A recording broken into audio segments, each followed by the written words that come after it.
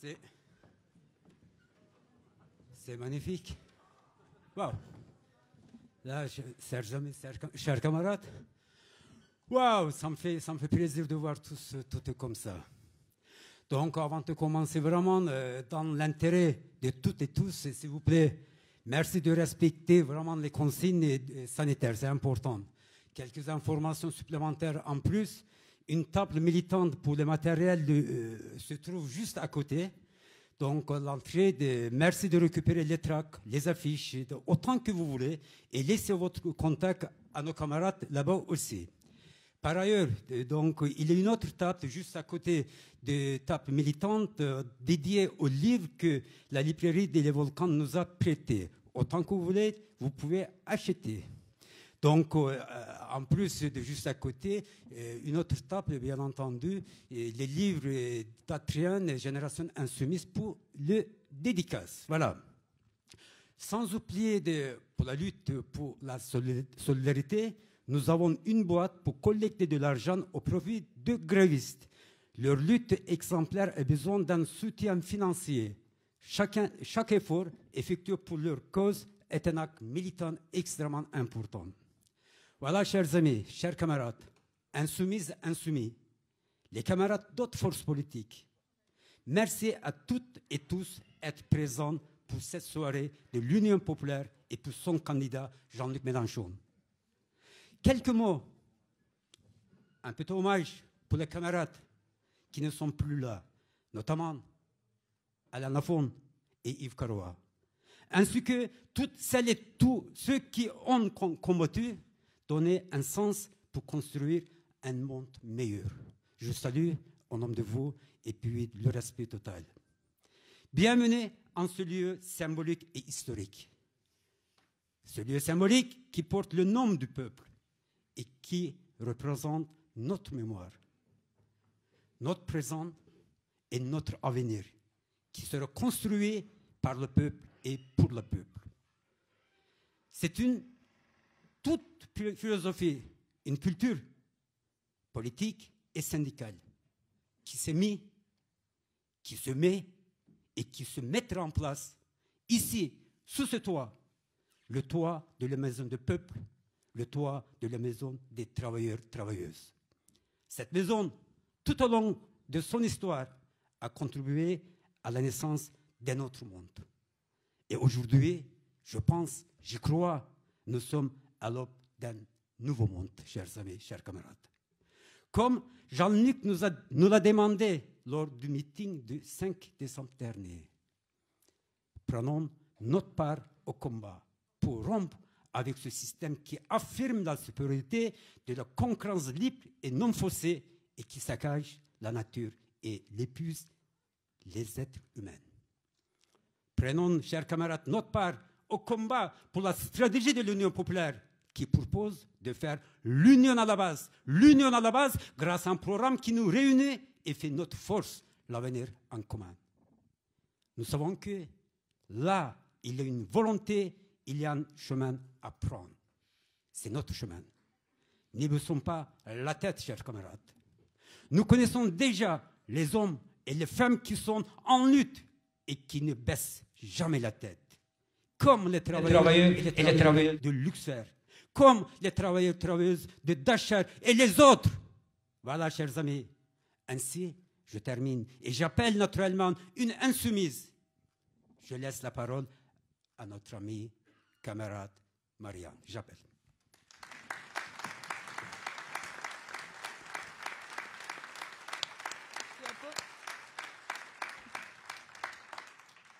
Bon, moi je suis assez impressionnée du nombre que nous sommes aujourd'hui, ce soir, dans cette Maison du Peuple.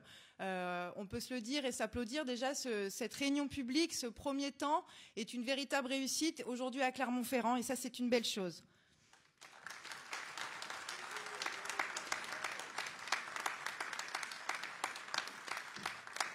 Alors avant de laisser la parole évidemment à Adrien, moi j'avais envie de vous parler de cette campagne, de cette énorme campagne que nous sommes en train de mener. Alors, et puis en fait entre nous on peut se le dire, c'est une campagne qui a déjà commencé depuis bien longtemps. Et c'est une campagne qui s'est jamais vraiment arrêtée depuis le 2017. Parce que depuis 2017, notre mouvement est sur tous les fronts. Dans les luttes sociales, Apo en a parlé, que ce soit à Clermont-Ferrand ou partout en France, dans les luttes écologistes et environnementales, dans les luttes pour l'égalité, pour la dignité, contre l'extrême droite, on est aux côtés de toutes celles et ceux qui luttent pour leur emploi, pour la justice sociale, pour la préservation de la planète, pour l'égalité femmes-hommes, contre le racisme et toute forme de discrimination. Cette campagne, on l'a commencée, comme je vous l'ai dit, déjà depuis 2017, parce qu'on a aussi la chance d'avoir des députés de combat. Des députés de combat qui sont à la fois à l'Assemblée nationale, avec Adrien et tout le groupe parlementaire, mais aussi au Parlement européen. Et ces députés-là, en fait, ils portent l'avenir en commun au quotidien, dans leurs interventions, quand ils combattent pied à pied la politique antisociale de Macron. C'est des députés qui font le travail, qui font des propositions de loi, à l'occasion notamment des niches parlementaires. Mais on a aussi localement, partout en France, des élus de terrain, dans des villes, dans des départements, dans la région. Et elles et eux font aussi ce travail-là de porter l'avenir en commun au quotidien, dans tous les combats. Mais on a aussi des militants et des militantes qui sont partout sur le terrain. Alors oui, notre campagne, elle ne s'est jamais arrêtée, mais on peut se le dire aujourd'hui, elle se lance ici aujourd'hui à Clermont-Ferrand pour notre département. Même si ça fait plusieurs semaines en fait que nous sommes de plus en plus nombreuses, et ça on le voit aujourd'hui, mais nous on le ressent en tant que militants et militantes, on le voit, des gens nous rejoignent, viennent nous donner un coup de main. On le voit, on l'a vu pour la vente des programmes au début novembre. On l'a vu, on le voit, nous, dans les groupes d'action, quand des gens nous contactent pour récupérer un paquet de tracts, aller coller des affiches avec nous. Et ça, c'est bon signe. C'est bon signe parce que plus on est nombreux, plus on va pouvoir aller convaincre. Alors nous, on est la seule force politique à être prête, et ça depuis longtemps. Parce que nous avons un programme, nous avons l'avenir en commun. Nous avons une stratégie, celle de l'Union populaire, et nous avons évidemment un candidat, Jean-Luc Mélenchon. Depuis le 5 décembre, on a aussi le Parlement de l'Union populaire, dont j'ai l'honneur de faire partie, avec d'autres camarades ici présents. Je pense à Cécile et à Frédéric.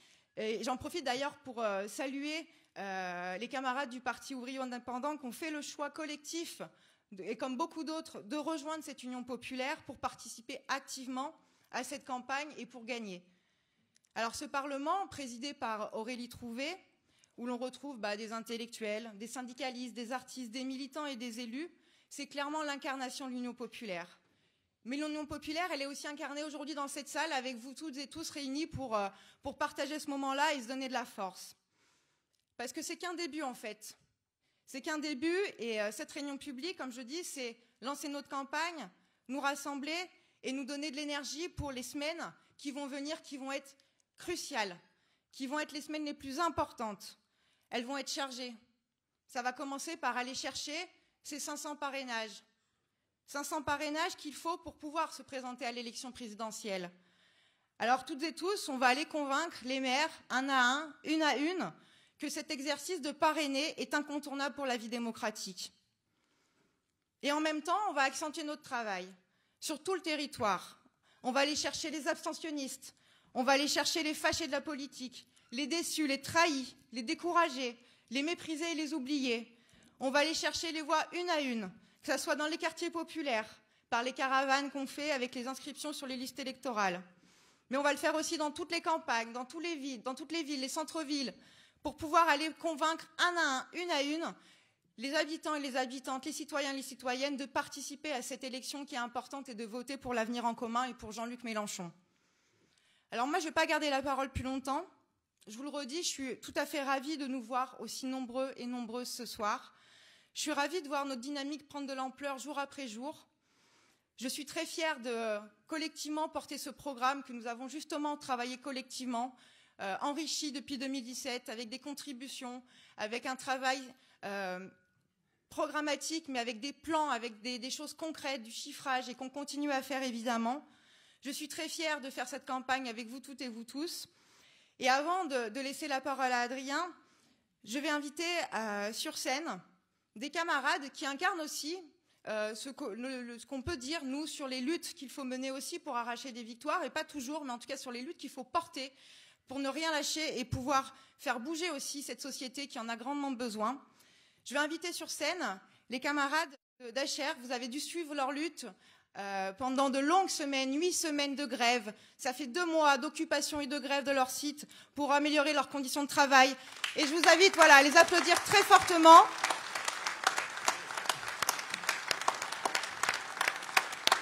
Je les invite à nous rejoindre, à monter sur scène.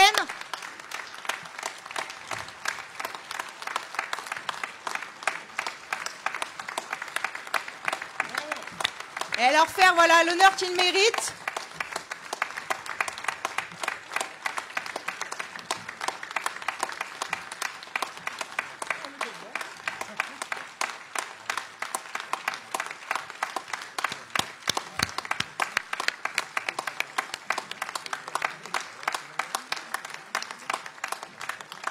Et pendant leur intervention, où ils vont vous parler justement de cette lutte digne mais dure, je vous invite, il y a une caisse de soutien, une caisse de solidarité pour justement ces grévistes-là, parce qu'une grève, c'est coûteux. C'est coûteux quand on tient 8 semaines, on n'a pas de salaire, et donc du coup, je vous invite à participer de manière solidaire, à glisser une pièce, un billet, tout ce que vous avez, pour soutenir celles et ceux qui ont lutté justement pour leurs conditions de travail. Et je leur laisse la parole. Je vous remercie.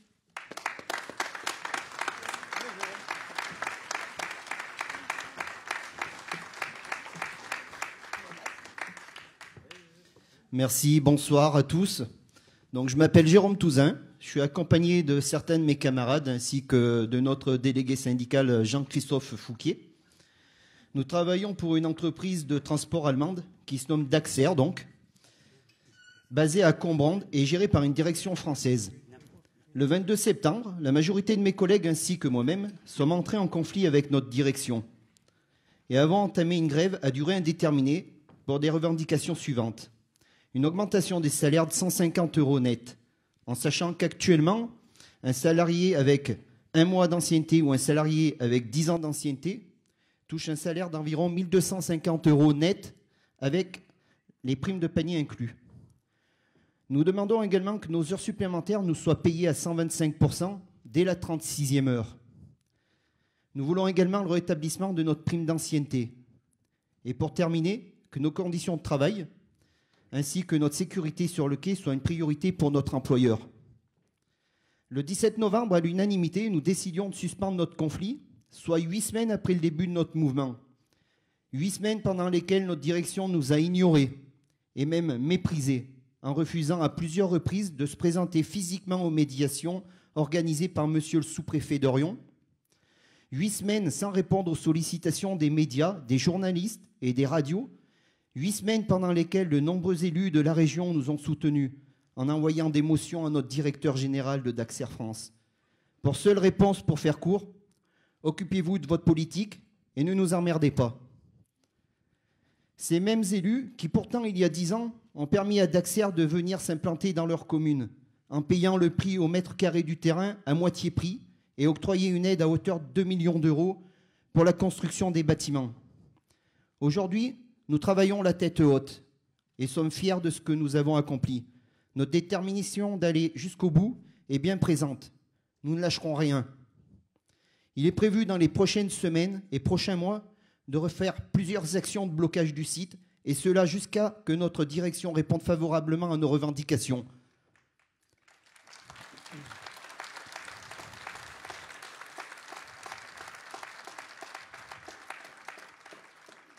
Pour terminer, nous remercierons jamais assez les camarades de la CGT pour leur soutien moral et financier tout au long de ces 8 semaines d'épreuves. Et merci à vous tous de nous avoir écoutés ce soir. Bonne soirée à tous. Merci.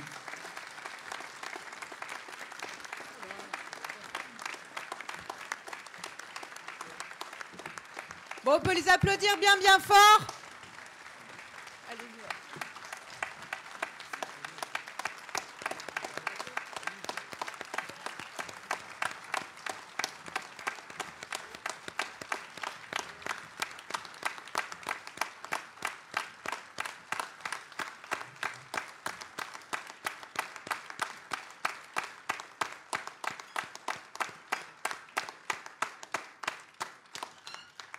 Merci pour eux. Alors, la caisse, je ne sais pas où elle est. Elle est là, donc voilà, elle circule. Donc voilà, je compte sur vous. On compte sur vous pour le soutien. Et on vous remercie évidemment beaucoup. Alors maintenant, je vais évidemment laisser la parole à Adrien Quatennens, qui est venu depuis le nord de la France, qui est député du coup de la France Insoumise de la première circonscription du Nord, qui est venu, qui nous fait le grand plaisir d'être parmi nous ce soir et de venir jusqu'à Clermont-Ferrand. On lui souhaite évidemment la bienvenue. On espère que sa journée à Clermont s'est bien passée. Pour vous dire aussi qu'il sera après, il y aura une table avec les dédicaces au fond de la salle. Voilà, j'en dis pas plus et je vous demande d'applaudir bien fort Adrien Quatennens.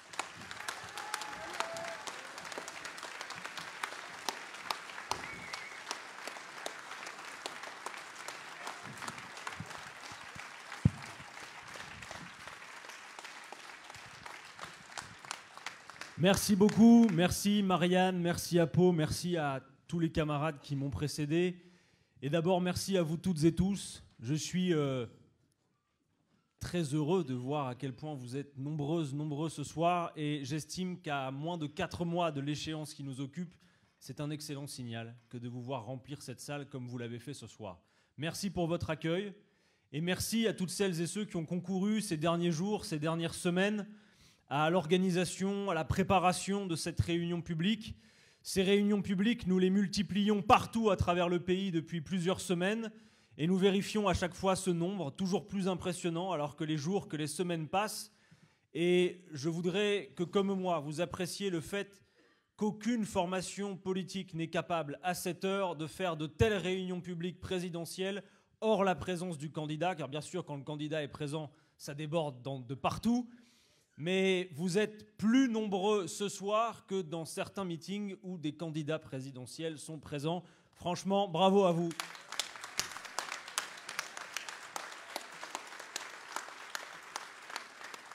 Alors bien sûr, cette présence nombreuse a une signification, c'est que chacun d'entre vous qui avez fait le choix ce soir de consacrer votre soirée à la politique a bien conscience de l'importance de cette période et du moment que nous vivons. Je l'ai dit, nous sommes à 4 mois seulement de l'élection présidentielle et on peut dire que ça a mis un certain temps à démarrer, que le pays se trouve dans une situation de relatif retard par rapport à l'attention qu'il avait pour l'échéance la dernière fois. Ça s'explique à mon avis pour une raison très visible ce soir. Qui l'eût cru que vous ayez encore sur vos visages les masques chirurgicaux en décembre 2021 ? Je me rappelle que quand avec Jean-Luc Mélenchon, nous avons commencé la campagne le 8 novembre 2020, on nous disait « mais ce n'est pas le bon moment, il y a l'épidémie ». Alors si le bon moment est un moment débarrassé de l'épidémie, on n'aurait toujours pas commencé. Et vraisemblablement, nous ne serons pas débarrassés de cette affaire d'ici à la présidentielle. Et évidemment, ça joue sur le fait que, encore dans l'esprit des Français aujourd'hui, au mois de décembre, on a le sentiment que l'élection présidentielle, c'est encore loin. Or, nous le savons, vous le savez puisque vous êtes là ce soir, en réalité, c'est demain matin. Il nous reste moins de 4 mois. À la fin de la semaine, le pays va mettre la pause pour quelques jours. Il va y avoir les fêtes. Et vous avez plutôt intérêt, les uns et les autres qui êtes à la tâche, à bien vous reposer, car après, ça va aller très vite. Quand nous allons nous réveiller de l'après-fête, il ne nous restera que 3 mois. 3 mois pour faire ce que nous avons à faire dans le délai imparti. Et autant dire que si nous sommes aussi nombreux ce soir, c'est que nous n'avons aucunement renoncé à gagner cette élection présidentielle et nous refusons de nous faire voler les débats. C'est aussi le signal de votre présence nombreuse ce soir. Vous savez que la situation n'est pas écrite par avance et que le pays n'est pas condamné à une alternative entre 5 ans de plus de macronisme ou diverses nuances du fascisme rampant et de l'extrême droite. Nous savons qu'une autre voie est possible. Alors, d'abord, se rappeler toujours une chose. J'ai parlé des masques chirurgicaux.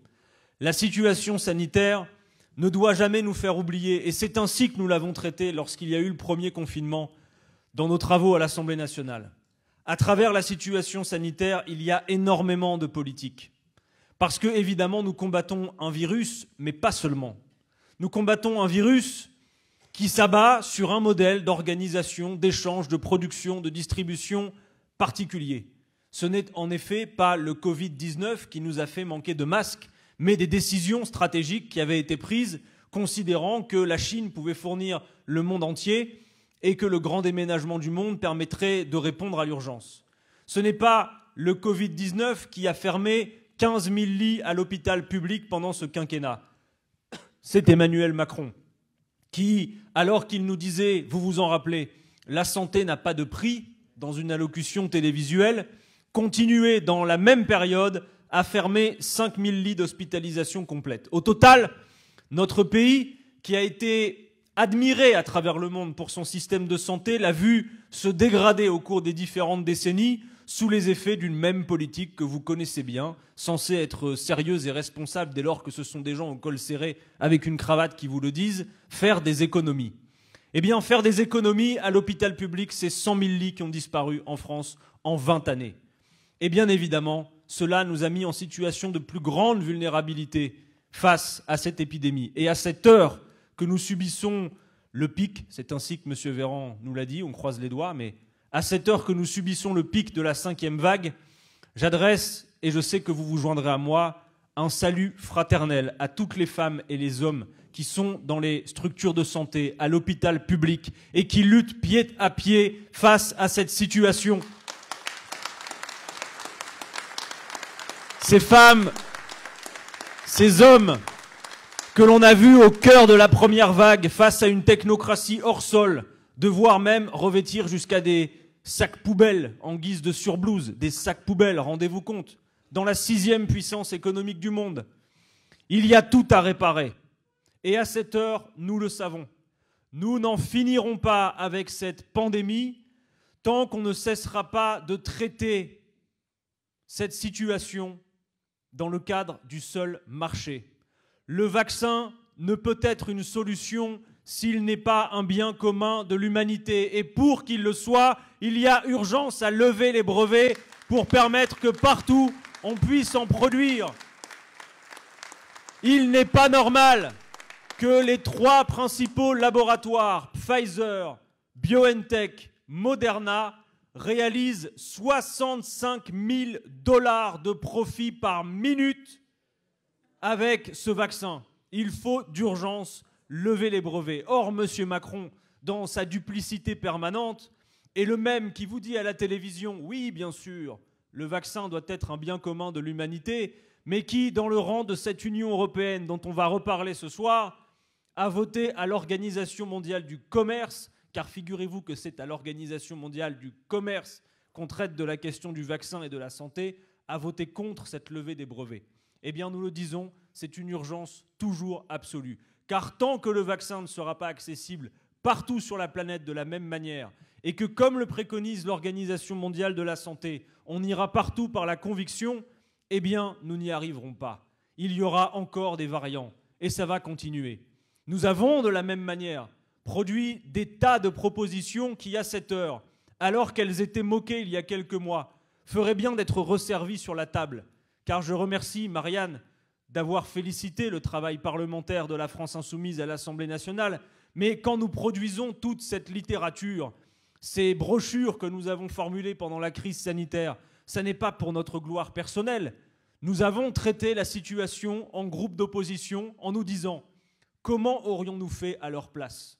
Et puisque nous ne sommes pas à leur place, on va leur fournir nos ingrédients, qu'ils les emploient. Nous avons dit il faut dans les entreprises créer les conditions de comités qui décident de la meilleure manière d'organiser le travail pour éviter la contagion. Eux, ils ont supprimé les CHSCT avec les ordonnances sur le code du travail au début. Nous avons fait des tas de propositions. Eh bien, encore à cette heure ce soir, je le dis, elles sont à la disposition du gouvernement qui peut s'en saisir pour faire autre chose que confinement, reconfinement ou passe sanitaire dont on nous avait dit qu'il serait la solution à tout et dont on voit aujourd'hui combien il ne l'est pas.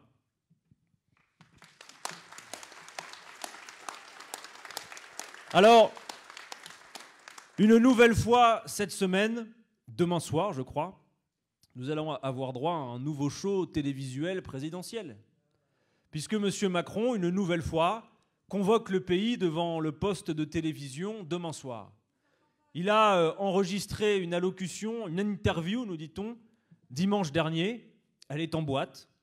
Steven Spielberg est passé par là. Le film a été tourné. Ça sera diffusé demain soir sur TF1. Vous êtes sommés de regarder. En tout cas, le monarque le souhaite. Et les oppositions sont invitées à la queue leu-leu, dans un second temps, à réagir face caméra et bien sûr, en l'absence du monarque, à ses propos. Eh bien, nous avons refusé. Nous ne participerons pas à cette opération de mascarade, car même si c'est quelque chose qui revient souvent, on a en effet beaucoup fait le reproche au président sortant, président au pluriel, de faire campagne politique sur les deniers de la présidence de la République. Mais Emmanuel Macron, lui, il faut bien lui reconnaître cela, nous avait habitués plutôt à avoir du bagou, à aimer aller dans l'arène. Eh bien qu'il le fasse désormais, qu'il le fasse. C'est un secret de polichinelle qu'il sera candidat. Alors, plutôt que de nous faire et de nous refaire ce qu'il nous a déjà fait il y a quelques semaines, vous vous en rappelez, il y a quelques semaines, on nous a bassinés pendant une semaine pour nous dire urgence sanitaire, il faut écouter le président de la République. Et nous, on est souvent des gens disciplinés, urgence sanitaire, il faut écouter le président de la République. Et sur toutes les chaînes, à la même heure, vous aviez 20 minutes du président de la République qui devait nous parler de la situation sanitaire. Il a parlé de la situation sanitaire quelque chose comme 3 minutes 40. Et puis après, pendant une vingtaine de minutes, il nous a déroulé une trentaine de propositions, une trentaine de thèmes qui sont clairement dignes d'un clip de campagne présidentielle. Avec Manuel Bompard, le directeur de campagne de Jean-Luc Mélenchon, on s'est dit franchement, cette émission présidentielle-là, elle est top. Sur toutes les chaînes, 20 minutes, pas de contradiction. On veut bien que tous les candidats y passent. Nous, on veut bien notre émission aussi. On veut bien la même.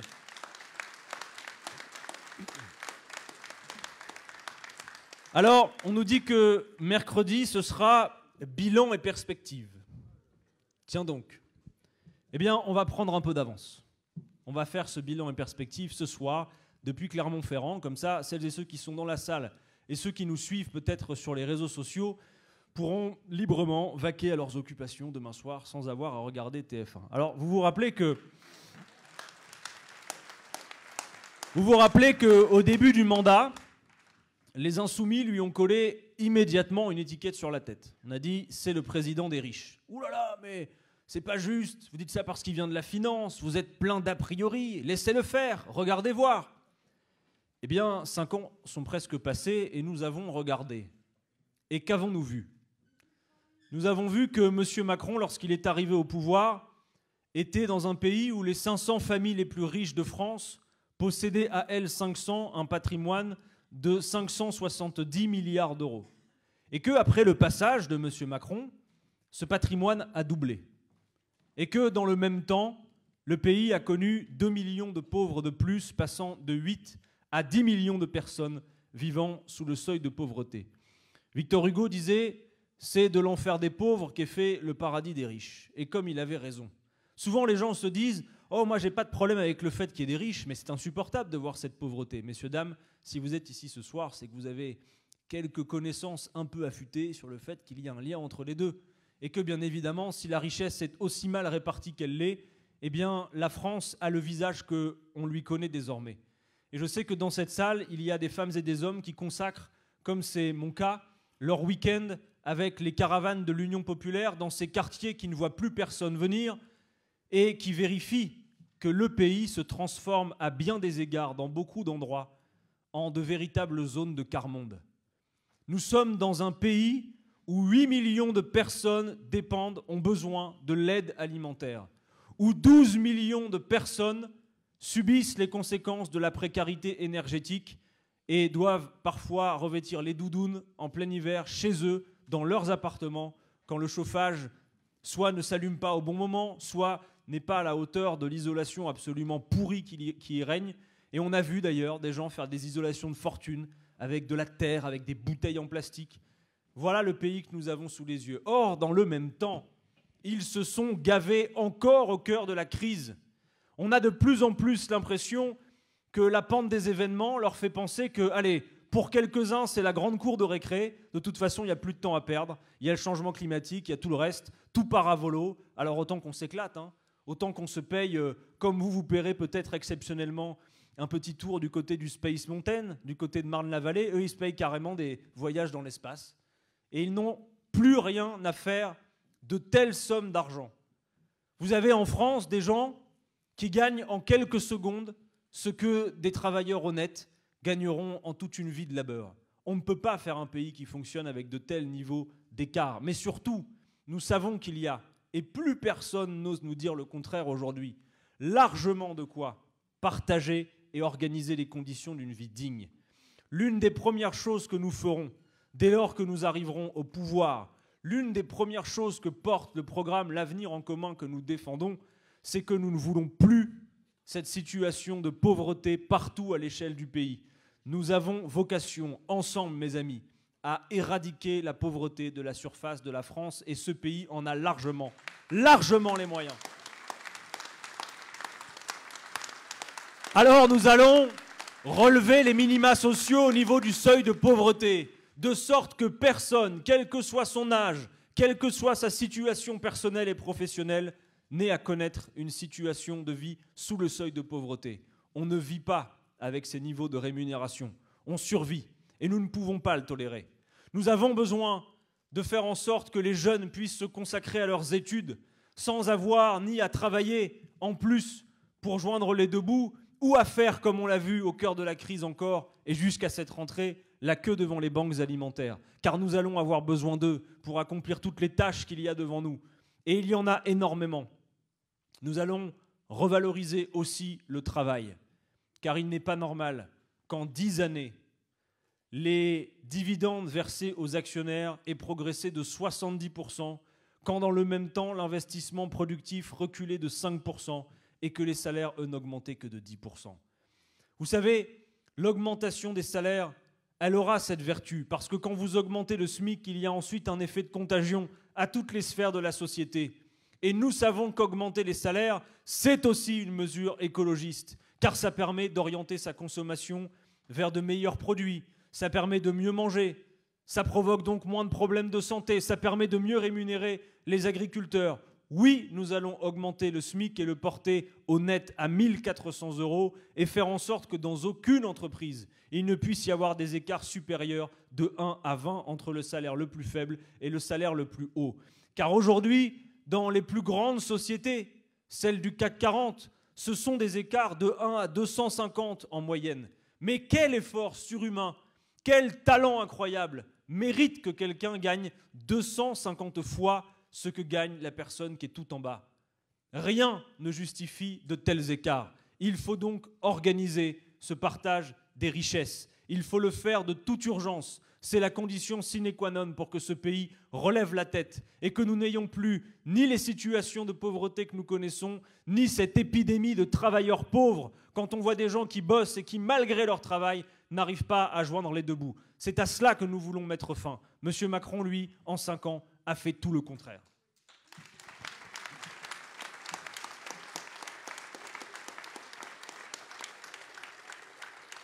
Alors de même, il y a également son bilan sur l'emploi. Car son bilan sur l'emploi, c'est celui d'une réjouissance en cette rentrée où M. Macron nous raconte que le chômage baisse. Vous les avez entendus, hein, vous dire le chômage baisse, c'est formidable. On a retrouvé des niveaux historiques au niveau de l'emploi. Et alors, quand vous êtes quelqu'un pas forcément très armé en économie, et que vous regardez le téléviseur, et que quelqu'un vous dit « le chômage baisse », et semble vous le démontrer, vous n'avez a priori pas de raison de le mettre en doute. Alors vous dites bah, « si le monsieur avec son écharpe rouge, là, éditorialiste sur BFM, nous dit que le chômage baisse, c'est que le chômage baisse ». Mais la réalité, c'est que quand on regarde les chiffres, on observe ce fait énigmatique. M. Macron nous dit « le chômage baisse », mais il y a plus d'inscrits à Pôle emploi qu'au début du quinquennat. Alors, où est le loup dans cette histoire? Eh bien, vous le savez très bien, vous le savez comme moi. C'est qu'ils ne peuvent dire que le chômage baisse que pour la raison que l'emploi extrêmement précaire se multiplie.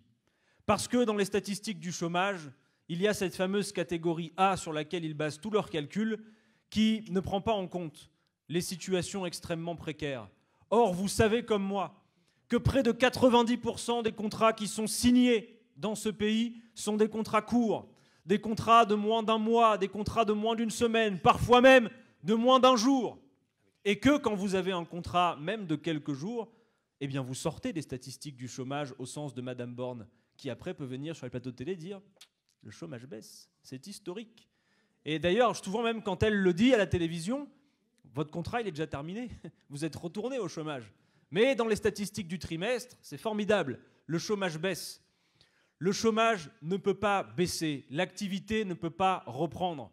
Quand la politique de l'emploi consiste, comme l'a fait M. Macron depuis le début de ce quinquennat, à d'un côté fragiliser les droits des travailleurs pour prétendument organiser la flexibilité. On a vu le nombre de plans sociaux, y compris pendant la crise, de la part d'entreprises qui ont des reins solides, dont 100% ont bénéficié des aides de l'État, dont certaines ont encore des activités dans les paradis fiscaux.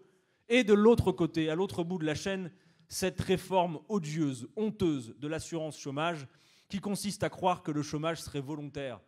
Monsieur Macron non seulement se figure qu'aujourd'hui vous traversez la rue et vous trouvez un emploi, mais en plus se figure que le chômage est un plaisir. Oublie que le chômage est responsable de plus de 10 000 morts par an pour toutes les conséquences qu'il a, familiales, personnelles, de santé. Et la réforme de l'assurance chômage pénalise d'abord le plus celles et ceux qui subissent les effets d'alternance entre des contrats courts et des périodes de chômage. Alors, ils ont organisé les conditions artificielles de pouvoir présenter un bilan et vous dire que le chômage baisse. Mais pour autant, toutes catégories confondues, nous sommes toujours à près de 6 millions de personnes inscrites à Pôle emploi. Ce chômage de masse n'est pas une fatalité. Nous devons rappeler, mes amis, que dans la Constitution, l'emploi est un droit. Et on ne rend pas ce droit effectif avec ce type de politique. En revanche, il y a d'autres documents, celui-là par exemple, qui lui permet véritablement un retour au plein emploi. Comment allons-nous faire ? La première des choses, c'est réaffirmer que si la productivité a augmenté comme elle a augmenté ces dernières années, s'il faut moins de travail humain pour produire un stock de richesse toujours plus important, et que dans le même temps, vos salaires n'augmentent pas, et que dans le même temps, votre temps de travail ne diminue pas. Mais où va l'argent ? Où va l'argent ? Eh bien, vous le savez, dans les poches de toujours les mêmes, qui s'accaparent une part toujours plus considérable de cette richesse produite. Parce que partager le temps de travail ou augmenter les salaires, ce sont finalement deux manières de faire une seule et même chose, partager la richesse produite. Or, regardez, un salarié français travaillait en moyenne 9 jours par an dans les années 80 pour rémunérer les actionnaires, c'est plus d'une 50aine de jours aujourd'hui. Vous vous en souviendrez quand on vous parlera de la fameuse journée de solidarité. Vous pourrez dire, mais on en fait déjà 50 pour les autres, là, les actionnaires. 50 par an en moyenne. Alors, nous allons réaffirmer un principe très simple. Pour aller vers le plein emploi, il y a plusieurs solutions, mais la première, c'est d'assumer qu'on produit plus aujourd'hui avec moins de travail humain et que la dernière fois, n'en déplaise à certains, qu'on a créé autant d'emplois nets dans ce pays, c'est quand on a diminué le temps de travail. Donc, nous allons partager le temps de travail. Travailler moins pour travailler mieux et travailler toutes et tous, en commençant par faire appliquer réellement les 35 heures, en allant vers les 32 heures et en assumant la retraite à 60 ans et la 6e semaine de congés payés. Alors, je sais que l'on est le 14 décembre et que quand je dis 6e semaine de congés payés, certains se disent « mais qu'est-ce qui nous fait Quatennens, la liste au Père Noël, quoi, en quelque sorte ». Mais mes amis, songez-y. Depuis quand n'avez-vous pas obtenu dans ce pays une semaine de congés payés supplémentaires ? Et depuis que vous n'avez pas obtenu de semaine de congés payés supplémentaires, pour autant, la productivité a bien augmenté. Alors bien sûr, quand vous écoutez M. Macron, soit sur TF1, soit sur toutes les chaînes, soit même dans son fameux congrès, la France 2030, où il a été quand même capable de dire, en 2 phrases, de dire, 1, les Français travaillent moins que les autres. Alors on regarde, on se dit, mais attendez, on travaille en moyenne plus que nos voisins de l'Union européenne, on est aussi surtout plus productif, 15 points de plus que le voisin allemand, et celui-là, il vient nous regarder et puis il nous dit, allez, baissez vos yeux, regardez vos pompes, vous ne travaillez pas assez. Et puis, non satisfait de faire ça, il ajoute, et nous ne sommes pas assez attractifs, on ne rémunère pas assez le capital.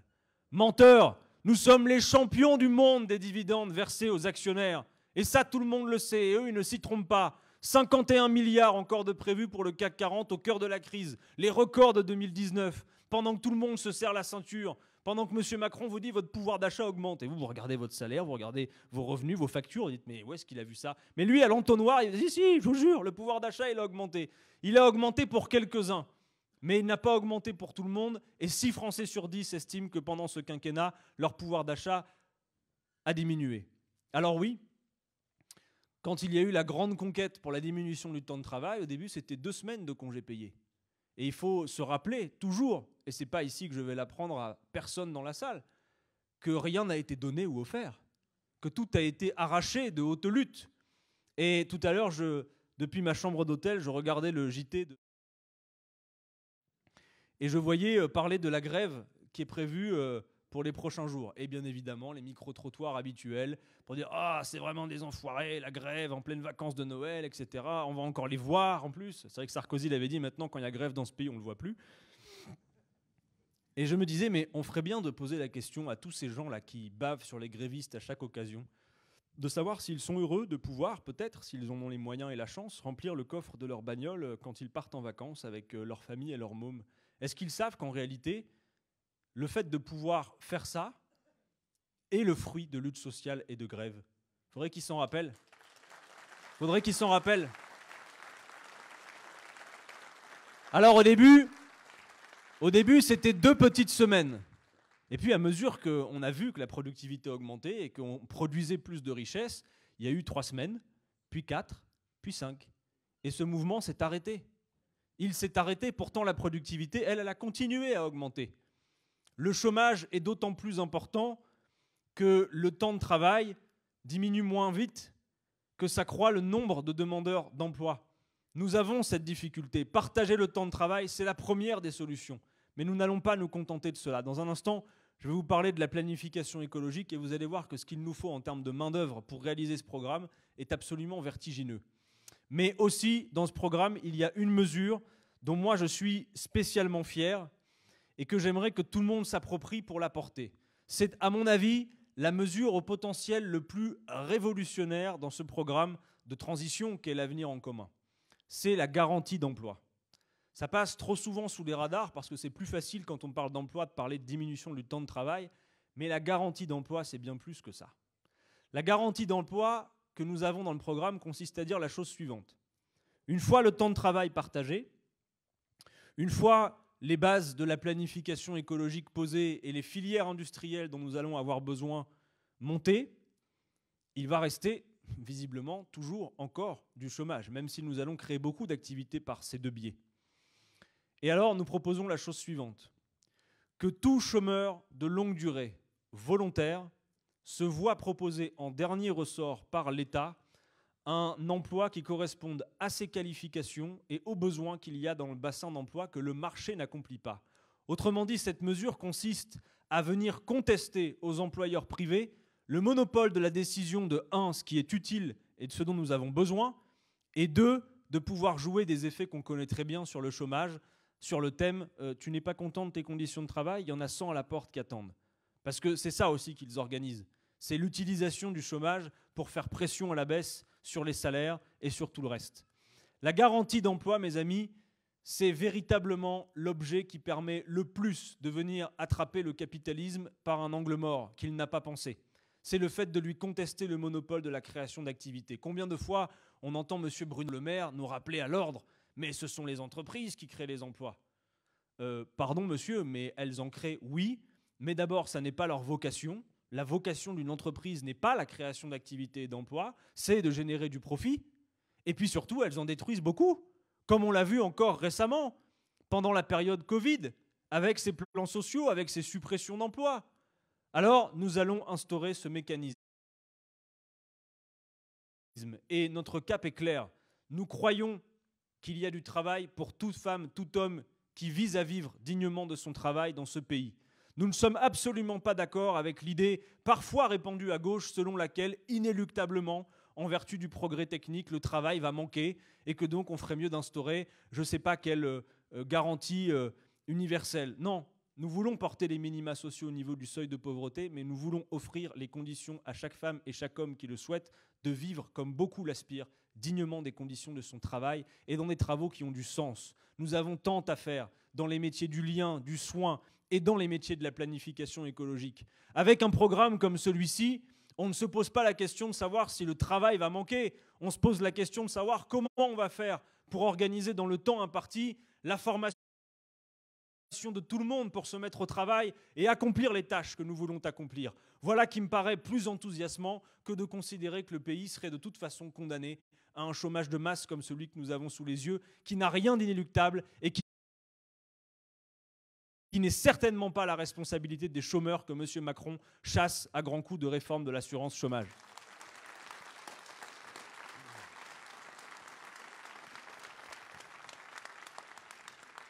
J'ai parlé de planification écologique car il nous faut aussi tirer le bilan de celui qui plastronnait sur un grand fond de scène vert en nous disant qu'il était le champion de la Terre. Nous avons perdu 5 ans. 5 ans de plus, 5 ans de trop peut-être face au changement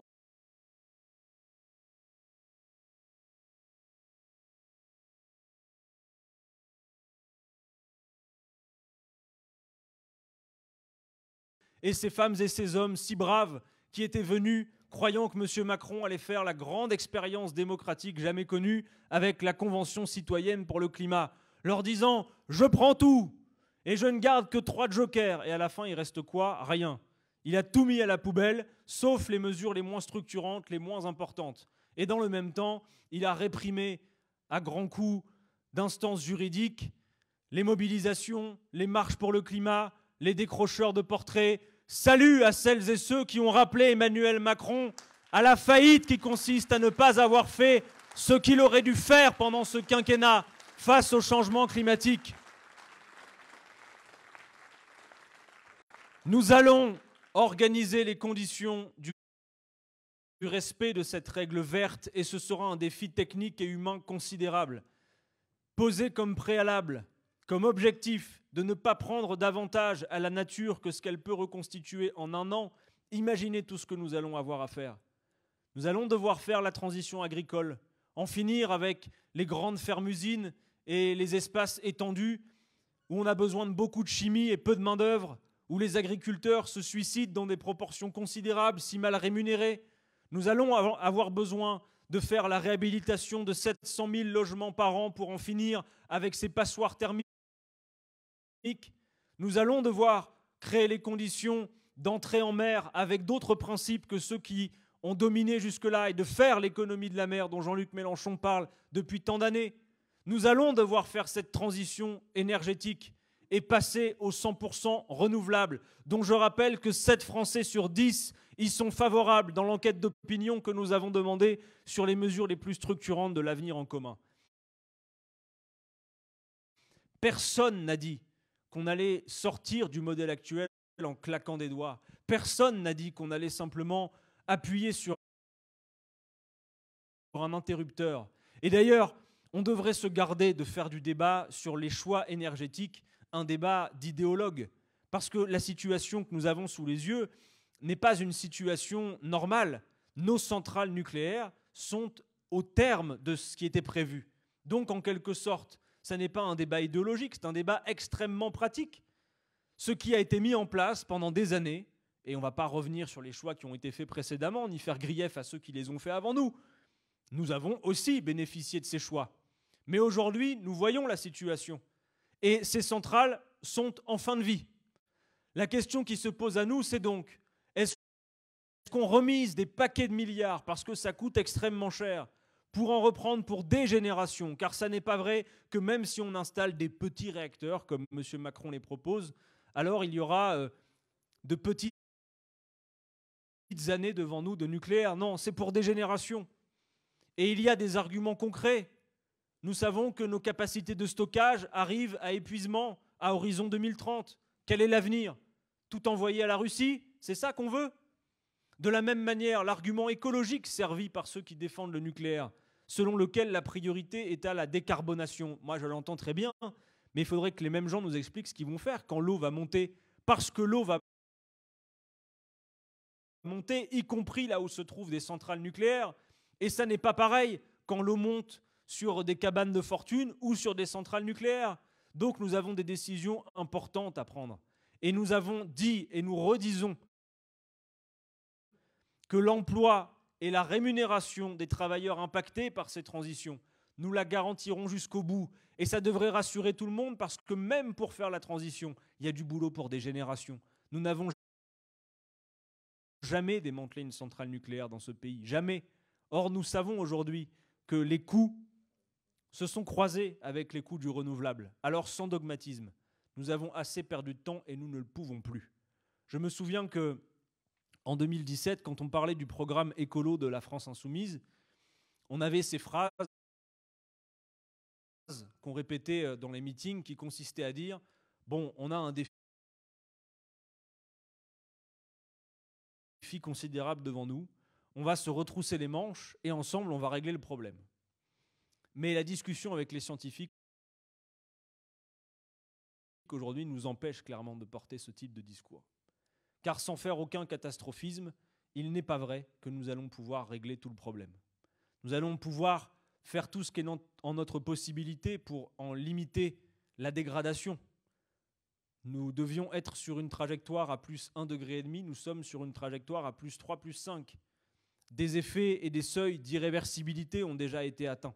Et il y a des catastrophes qu'en toute hypothèse, même si nous appuyons demain matin sur le bouton pour faire la bifurcation écologique que nous appelons de nos voeux, de toute façon vont avoir lieu. Je lisais l'autre jour, parmi d'autres chiffres très inquiétants, qu'un enfant qui naît aujourd'hui en 2021 va connaître au cours de sa vie 30 épisodes de chaleur extrême de l'ordre de 50 à 55 degrés. J'ai eu subitement une pensée pour M. Zemmour. J'avais envie de lui dire, je crois que ça les concerne toutes et tous, quel que soit leur prénom.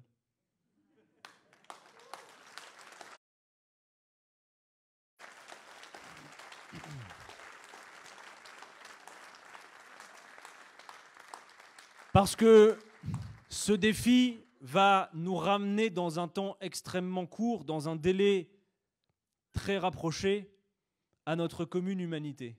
Va nous rappeler que beaucoup de nos disputes actuelles sont en fait vaines si on considère que l'écosystème compatible avec la vie humaine est menacé. Oui, nous allons être rappelés à notre commune humanité par-delà toutes nos différences. Et nous allons devoir bâtir une société d'entraide capable d'affronter les chocs qui sont promis devant nous et capable de contenir le problème et de mettre en partage les pratiques que nous allons développer en appliquant ici l'avenir en commun avec l'humanité universelle. Voilà quelques-unes de nos grandes ambitions. Et pour le faire, il nous faut en finir avec cette monarchie présidentielle qui fait qu'un homme seul décide de tout, depuis l'avant de la caméra de TF1 ou son conseil de défense, et véritablement, une bonne fois pour toutes, porter à nouveau notre ambition collective pour permettre au peuple de se refonder à travers la convocation d'une assemblée constituante et le passage à la 6e République. Des repas de fin d'année, si d'aventure vous avez des lepénistes ou des zémouriens dans les dîners, s'il n'y en a pas de trop, tant mieux, mais parfois il y en a. Demandez-leur d'extraire du discours de M. Zemmour tout ce qui concerne l'immigration, l'identité, la sécurité. Demandez-leur de faire pareil de Mme Le Pen, et là, qu'est-ce qui apparaît? Emmanuel Macron. C'est-à-dire M. Zemmour qui, dans son clip de campagne, oublie de dire qu'il a lui aussi l'intention de faire travailler les Français plus longtemps, oublie de dire qu'il n'a aucunement l'intention d'organiser le partage des richesses, mais se voit même plutôt en candidat de la grande bourgeoisie. Madame Le Pen, sur un plateau de TF1, qu'on interroge au moment de l'affaire du blocage des prix en disant « Mais vous, Madame Le Pen, vous n'êtes pas pour l'augmentation des salaires ?» et qui nous récite une fiche dont on pourrait croire qu'elle sort tout droit du ministère de Bruno Le Maire, en nous expliquant que non, il ne faut pas augmenter les salaires. Et ces gens-là se présentent représentants du peuple. Non, ils n'ont qu'une vocation. C'est que, plutôt que de permettre ce que nous appelons de nos voeux, faire France de tout bois et se serrer les coudes autour de nos causes communes pour affronter nos vrais adversaires, ces gens-là organisent les conditions que le peuple se bat sur des questions de couleur de peau, de religion et tout le reste. Eh bien, nous allons injecter ce discours de raison.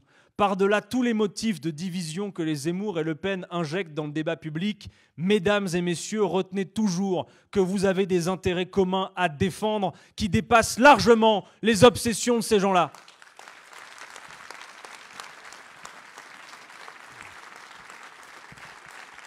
Alors, après TF1, dans quelques semaines, Emmanuel Macron va utiliser un autre moment de son agenda pour faire sa campagne présidentielle, toujours sans le dire. Puisque la France, vous le savez, va avoir la présidence de la fameuse Union européenne. Et vous avez entendu le discours de M. Macron. Eh bien, c'est le temps pour nous de redire une chose. C'est que le programme que nous voulons réaliser, que nous voulons accomplir, n'est pas compatible avec le cadre actuel des traités européens.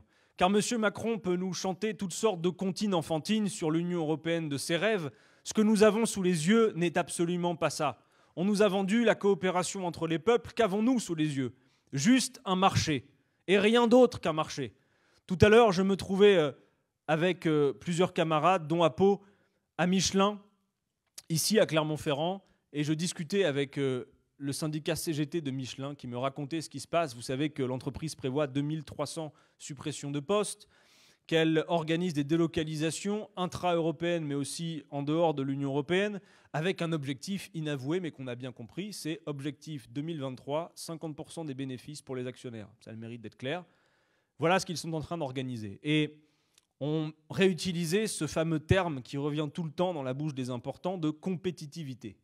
C'est le fameux chantage qu'on vient vous faire dans l'entreprise pour vous dire « vous n'êtes pas assez compétitif ». Et quand on regarde d'un peu près ce terme, on se dit « mais qui peut nous donner aujourd'hui la définition de ce qu'est la compétitivité » Est-ce que ça veut dire être les plus innovants? Est-ce que ça veut dire être les meilleurs? Ceux qui prévoient le mieux pour demain? Ceux qui font les plus grandes innovations technologiques? Non, ça veut juste dire moins cher. Moins cher. Et moins cher, ça a un prix. Moins cher, ce sont des productions dont les conditions sociales sont moins bonnes, dont les conditions écologiques et environnementales sont moins bonnes également. Et l'Union européenne des actuels traités empêche l'harmonisation sociale et fiscale.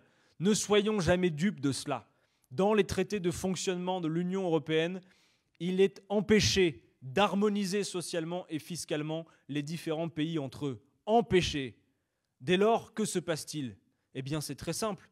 Si l'harmonisation est impossible, on vient vous voir dans les pays les plus avancés, dont le droit social est le plus avancé, pour vous dire, mais soit vous y renoncez, soit on s'en va à côté, puisqu'ils sont plus compétitifs. Voilà ce qui se passe. C'est cette Union européenne qui impose nos budgets nationaux à des droits de regard, qui nous privent de notre souveraineté. Non, nous ne sommes pas anti-européens, mais nous sommes contre ces traités-là. Et d'ailleurs, nous avons d'autant plus de raisons d'être contre qu'ils nous ont imposé l'ouverture à la concurrence, qui fait que même l'énergie est organisée comme un vaste marché, que si l'électricité augmente, c'est simplement parce que dans ce foutu marché, ils ont indexé le prix de l'électricité sur le prix du gaz. Le gaz augmente mécaniquement et sans qu'il n'y ait aucune raison matérielle à cela, l'électricité augmente elle aussi. Eh bien, ce marché-là n'est pas du tout harmonieux. Et ces traités, nous devons en sortir. Et M. Macron ferait bien de se rappeler qu'il s'adresse à un pays qui, en 2005, s'est prononcé par référendum contre le traité de fonctionnement de l'Union européenne.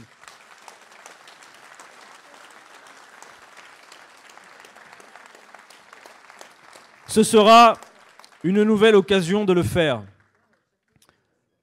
Bon, j'ai été bien long.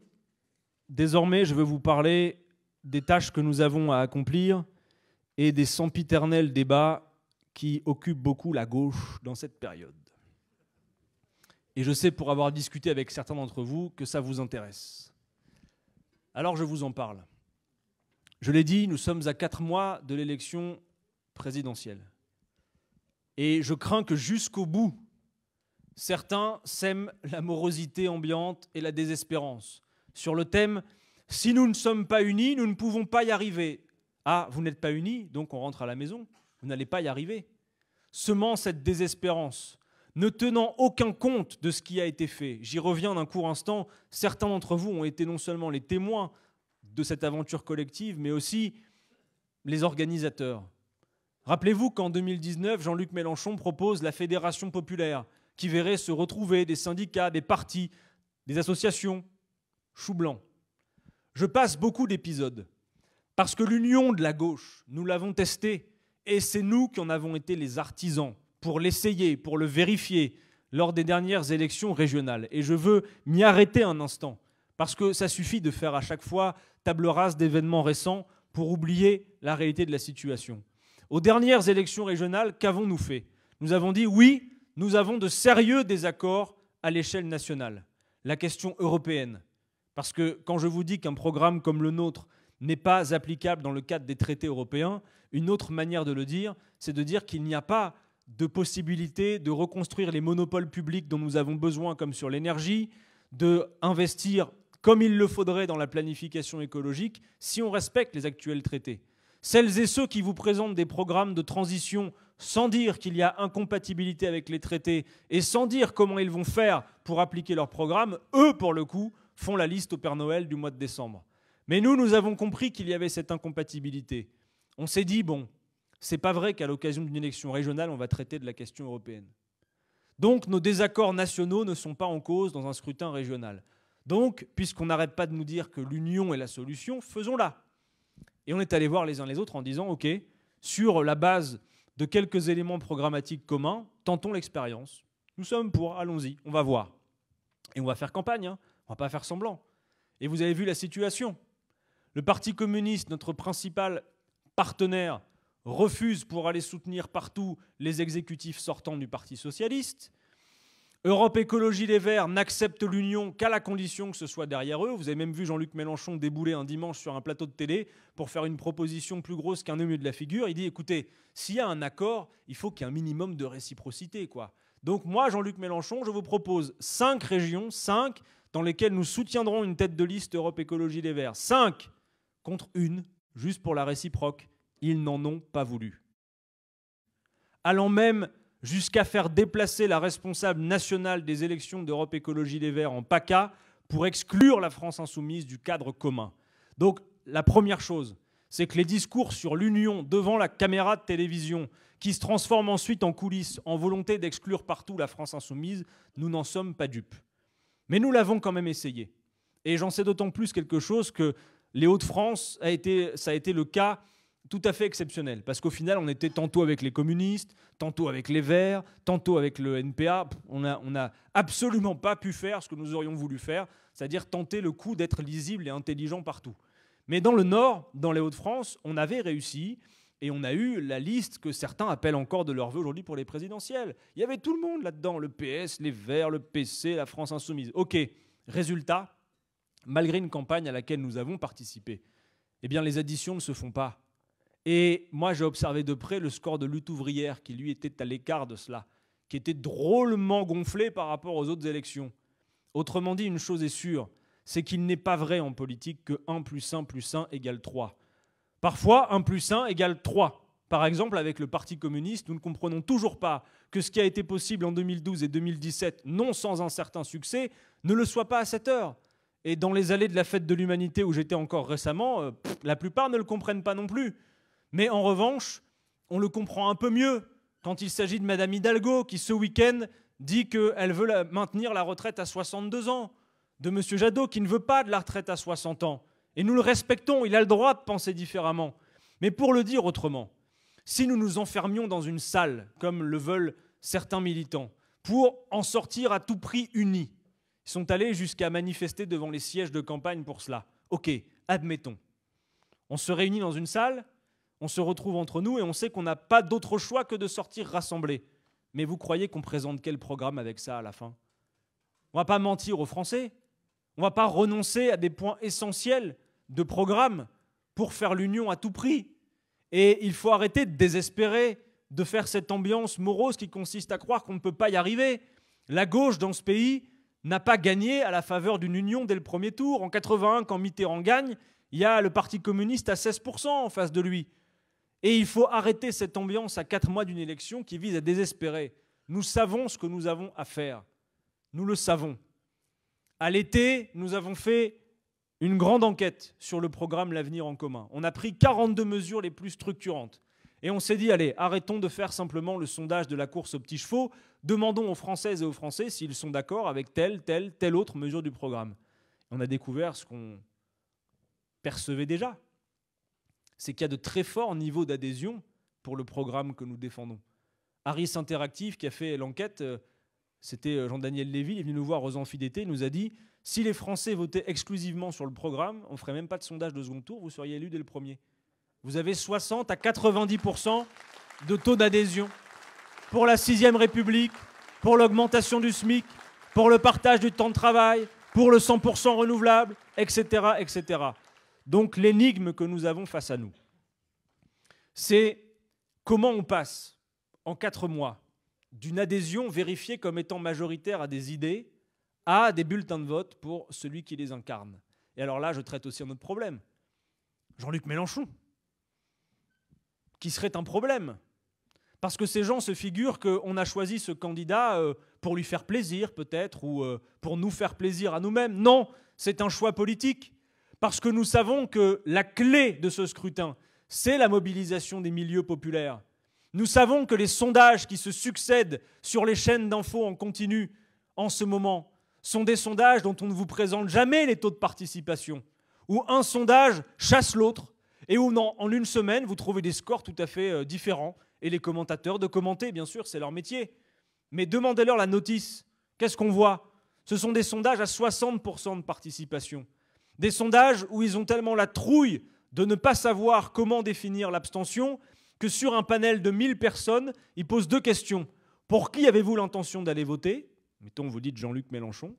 Deuxième question, à cette heure, quelle est votre certitude d'y aller sur une échelle de 1 à 10? Et si vous répondez une note inférieure à 8, par exemple 7, ce qui est une note tout à fait honorable à 4 mois du scrutin, vous disparaissez du résultat.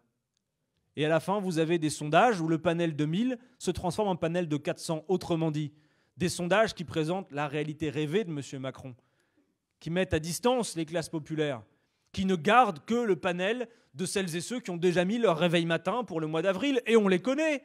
Ceux qui ont envie de rebouffer 5 ans de suppression de l'impôt de solidarité sur la fortune, de cadeaux fiscaux en tout genre, ceux-là, oui, ils vont aller voter.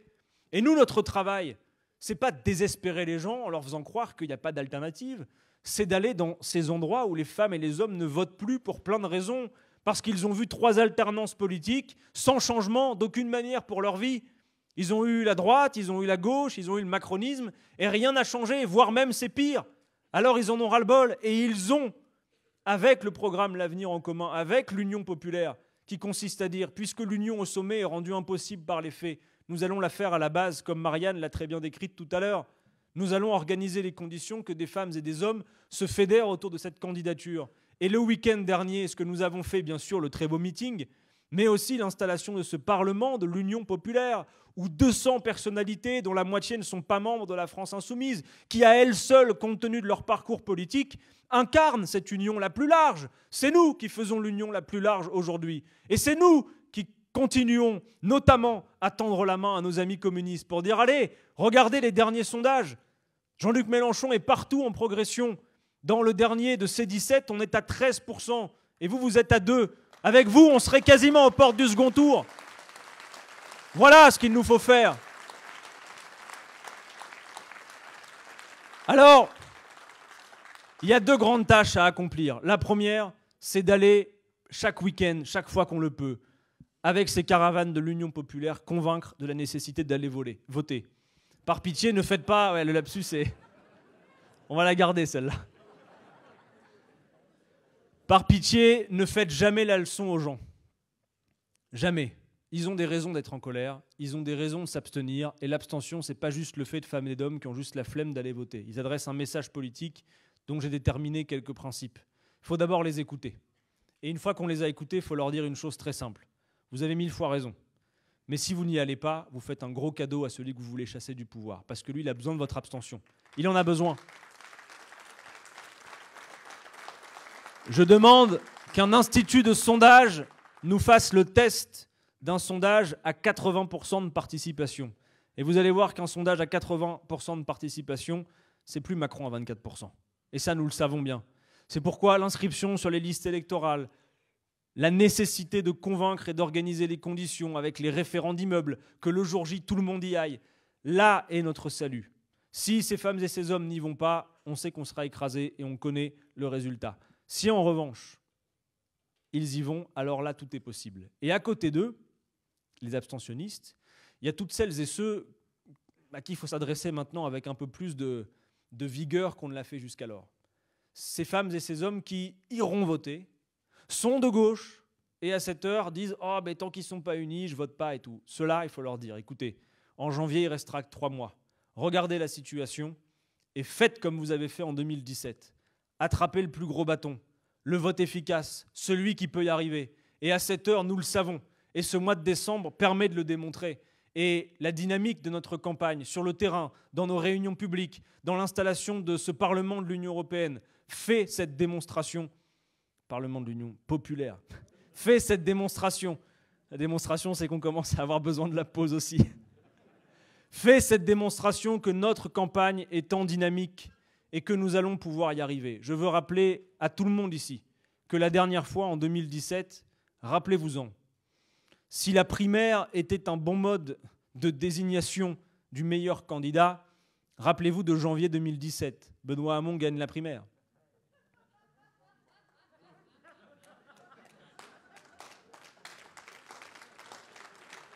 C'est pas lui qu'on vise spécialement, mais il gagne la primaire. Et ensuite, c'est tous les tireurs dans le dos qui, dès le lendemain, font dégringoler sa candidature. On sait comment ça fonctionne. Aujourd'hui, avec tout le respect qu'on peut avoir pour celles et ceux qui sont sincèrement angoissés à l'idée qu'il n'y ait pas de solution entre Macron, Le Pen et Zemmour, faut arrêter de dire que la seule solution, ce serait une guerre des clics sur Internet qui n'a franchement de populaire que le nom. Et en respect pour eux, mais à un moment donné, il faut vraiment se bouger. Faites le test, allez avec nous dans les quartiers et citez le nom des candidats les plus médiatiques qui sont nos concurrents. Je l'ai fait. Je ne ferai pas l'insulte de citer des noms, mais je l'ai fait. La réponse, c'est qui? En revanche, vous dites Mélenchon, ah, là, on sait de quoi ça parle. Ça laisse personne indifférent, c'est sûr.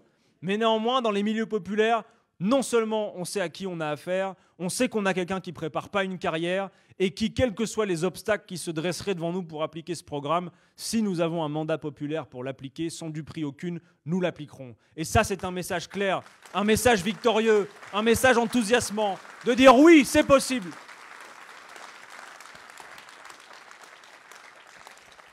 Le tout dernier message que je voulais vous passer s'adresse plus spécialement aux militants dans cette salle, mais comme je crois qu'il y en a beaucoup, ça s'adresse à beaucoup d'entre vous. C'est une alerte. Pardon, je ne finis pas par ce qu'il y a de plus agréable, mais c'est une alerte. Nous avons une difficulté majeure. Il y a beaucoup de choses que l'on réussit bien. Par exemple, ce week-end, on a fait une opération de dons et on a collecté en l'espace de quelques heures 100 000 € de dons supplémentaires pour la campagne. Bravo et merci à toutes celles et ceux qui y ont contribué. En revanche, je profite de mon allocution depuis Clermont-Ferrand ce soir pour adresser un message d'alerte sur la question des parrainages des maires. Oui, nous avons une difficulté. À l'heure où je vous parle, on est un peu au-dessus des 300, mais vous savez comme moi que pour être à l'aise, il va nous en falloir plus que 500, car ce sont des promesses de parrainage. Et que l'élection présidentielle est 15 jours plus tôt que la dernière fois, et que le dépôt des parrainages au Conseil constitutionnel et plus tôt que la dernière fois. Mes amis, c'est dès le mois de février qu'il nous les faut. Donc maintenant, il y a une véritable alerte, nous ne voulons pas faire semblant. Je suis favorable à l'idée que dans les prochaines semaines, on décélère un peu l'activité courante de notre campagne sur les caravanes, sur les collages et tractages, et que plutôt on prenne les bagnoles quand il y en a pour aller voir les maires et les élus partout où on le peut, pour les convaincre de faire ce qu'ils n'ont pas demandé, mais dont nous avons besoin. Parrainer. Parce que désormais, vous savez comment ça se passe. C'est un pouvoir que les maires n'ont pas demandé, mais qu'ils ont. Et beaucoup, aujourd'hui, hésitent à l'employer. Soit, j'en vois certains dire on va demander l'avis du conseil municipal. Très franchement, si vous avez de la pluralité dans votre conseil, vous êtes assez mal engagé. Soit certains considèrent que ce serait finalement afficher un soutien. Et nous rappelons sans cesse que ça ne l'est pas. Vous ne l'avez pas demandé, mais nous, on a besoin de vous. Et même si vous n'êtes pas d'accord, et jamais on fera l'erreur de considérer qu'un maire qui parraine Jean-Luc Mélenchon soutient le programme L'Avenir en commun ou est enthousiasmé par notre campagne. Il a le droit, c'est mieux, on est content s'il l'est. Mais c'est sérieux, mes amis, c'est vraiment sérieux. Les militantes et militants qui se retrouvent pour passer des coups de fil, malheureusement, nous en ramènent très peu. Les seuls qui réussissent à nous en ramener, celles et ceux qui organisent des tournées en voiture, ils vont dans les mairies. Quand le maire est là, ils font le speech au maire, ils essayent de le convaincre. Et quand il n'est pas là, ils vont même jusqu'à chez lui, à son domicile, pour le convaincre de cette nécessité. Nous aurions préféré avoir d'autres solutions. Ça n'est pas un hasard si nous avons proposé cette voie parallèle qui était issue de la commission Jospin avec les 150 000 parrainages citoyens en voie parallèle aux 500 parrainages d'élus. Mais oui, il faut que les maires de ce pays prennent leurs responsabilités et viennent au renfort, et il faut qu'on aille les voir et discuter avec eux.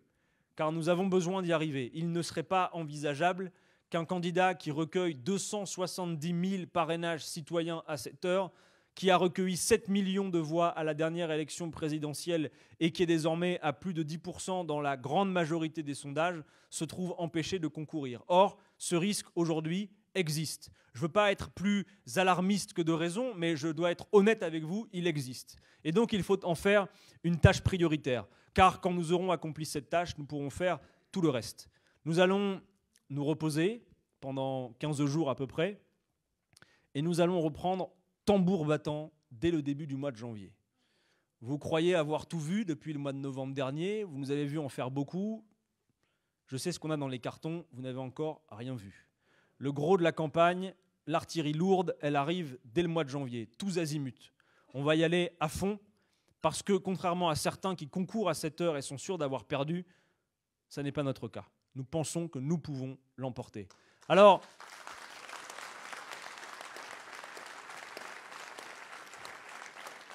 je l'ai dit, le premier ouvrage qu'il faut acheter, distribuer, débattre, discuter, lire, c'est le programme. Mettez-en partout, sous les sapins, au milieu de la table de famille, engueulez-vous, faites ce qu'il faut pour que les gens s'intéressent à la politique à cette occasion, parce que ces 15 jours sont aussi 15 jours de campagne, et il y a des manières de faire campagne pendant les fêtes de fin d'année, je vous l'assure. Mes amis, il y a également le livre que j'ai écrit, qui va rappeler beaucoup de souvenirs à celles et ceux qui sont de la bataille depuis un moment, mais dont je vois au retour que j'en ai qu'il semble utile dans la bataille que nous avons engagée. Et mon livre commence par une citation qui va achever mon discours. Certains d'entre vous la connaissent parfaitement, mais je trouve elle correspond bien à l'état d'esprit que nous devons cultiver à cette heure, celui de l'enthousiasme et de la capacité à passer à l'effort toutes et tous. C'est une citation de Jean Jaurès qui dit « Le courage, c'est d'agir et de se donner en grande cause sans savoir quelle récompense réserve à notre effort l'univers profond, ni même s'il lui réserve une récompense. » Moi, j'ai une certitude que je vous donne ce soir à Clermont-Ferrand. Je suis certain qu'au bout de nos efforts se trouve la récompense. Bonne soirée à toutes et à tous.